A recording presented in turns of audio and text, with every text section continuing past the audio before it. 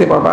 আল্লাহ রাব্বুল আলামিন বলেন, ওয়ালিল্লাহি আলান নাসি হিজ্জুল বাইতি মান ইসতাতাআ ইলাইহি সাবিলা, যারা দৈহিক সমর্থবান, যাদের আর্থিক সচ্ছলতা আছে, কাবা ঘরে যাওয়ার খরচ যাদের জমা আছে, আমি রব্বুল আলামিন তাদের উপরে বাইতুল্লাহ জিয়ারত করা, হজ করা আমি রব্বুল আলামিন ফরজ করে দিলাম।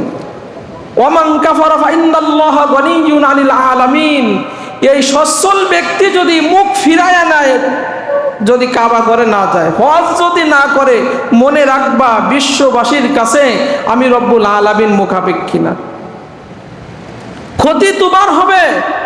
কারণ মুহাম্মদ রাসূলুল্লাহ সাল্লাল্লাহু আলাইহি ওয়াসাল্লাম বলেন, যে বছরে তোমার হজ ফরজ হয়েছে ওই বছরে তুমি হজ করো, কারণ হায়াত মউতের কথা বলা যায় না, যে কোনো সময় তুমি মারা যেতে পারো, হজ তোমার জিম্মায় থেকে যেতে পারে। আর নবীজি বলেন, মাম্মাতা ওয়ালাম ইয়াহুজ্জা আলাইহিল হজ ফালিয়ামুত ইনশাআ ইয়াহুদিয়্যা ওয়া ইনশাআ নাসরানিয়্যা, হজ ফরজ হলো, না করে মারা গেলে হয় ইহুদি হয়ে মরবা নয় খ্রিস্টান হয়ে মরবা, আমি নবীর যায় আসে না।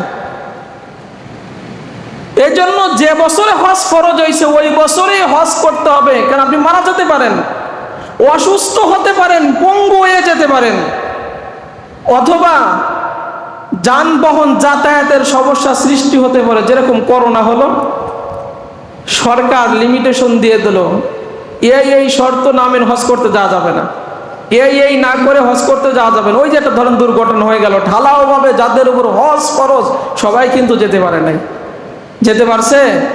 এই জন্য বলা হয় যে বছরই হজ ফরজ হয়েছে ওই বছরে তুমি হজে চলে যাও। আল্লাহ না করো কোনো দুর্ঘটনার কারণে হজ তুমি না করে যদি মারা যাও, তাহলে তোমার তো বেঈমান অবস্থায় মৃত্যুবরণ হবে। আপনি পারেন না, অন্য ব্যক্তিকে দিয়ে বদলি হজ করাই দেন আপনার পক্ষ থেকে, তাহলে ওই হজ কবুল করেন কে? আল্লাহ রাব্বুল আলামিন। মুহাম্মদুর রাসূলুল্লাহ সাল্লাল্লাহু আলাইহি ওয়াসাল্লাম বলেন যে আল্লাহ রাব্বুল আলামিন বলেন, আমি আমার যে বান্দাকে প্রাচুর্য দান করেছি, আমি আমার যে বান্দাকে দৈহিক শক্তি দিয়েছি, শারীরিক সুস্থতা দিয়েছি এবং সচ্ছল বানিয়েছি, আর্থিক অবস্থা ভালো বানিয়েছি, এই ব্যক্তির উপর যদি হজ ফরজ হয়ে যায় আর এই অবস্থায় যদি 5 বছর কাটাই দেয় হজ না করে, তাহলে সে আমার সমস্ত কিছু থেকে সে বঞ্চিত হবে। আপনারা বলেন, আল্লাহর সব কিছুর মধ্যে আল্লাহর জান্নাত আছে না নাই? আল্লাহ বলেন যে বান্দারে তুই আমার জান্নাত থেকে বঞ্চিত হবি। কয় বছর? কয় বছর? আপনার দৈহিক সুস্থতা যদি থাকে আর আর্থিক সচ্ছলতা যদি থাকে, এমতো অবস্থায় 5টি বছর কাটাই দিলেন, কাবা ঘরে আপনি গেলেন না, হজ করতে গেলেন না, আল্লাহ রাব্বুল আলামিন বলেন আমার সমস্ত কিছু থেকে তোমাকে বঞ্চিত করা হবে। আল্লাহর নিয়ামত সমস্ত কিছুর মধ্যে আছে না নাই? নিয়ামত থেকে আর সবচেয়ে বড় নিয়ামত আমাদের ঈমান।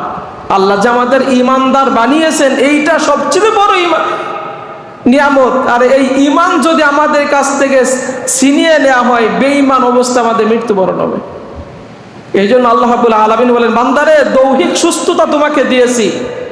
হাদিসে কুদসির মধ্যে আল্লাহ নিজে বলেন যে দৈহিক সুস্থতা তোমাকে দিয়েছি, আর্থিক সচ্ছলতা তোমাকে দিয়েছি, 5টা বছর কাটাই দিলা, তারপরে বাইতুল্লাহ তুমি আসলা না, আমার সব কিছু থেকে তোমাকে বঞ্চিত করা হবে। এরপরে আল্লাহ রাব্বুল আলামিন এই কাবা ঘর নির্মাণ করে ইব্রাহিম আলাইহিস